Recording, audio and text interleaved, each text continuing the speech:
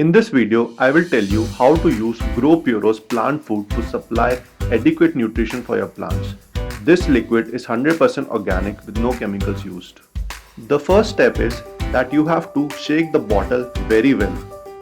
The second step is that you have to take approximately 1 liter of water and mix around 20 to 30 ml of this solution into the water. You can use the measuring cup given with this bottle to approximately measure the exact amount of solution. Now I already have 1 liter of water and I am now mixing around 25 ml of solution into this. Now when you open the bottle, a slight tangy smell will be there because we use fermented buttermilk to prepare this solution. The nutritious water is now ready. It is very easy and simple to prepare. Now drench all your plants towards the roots with a little bit of this water.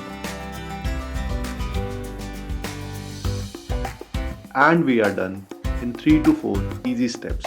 Remember to use this plant food every 7 to 10 days and you have to use it around 4-5 times on a plant to see some noticeable results.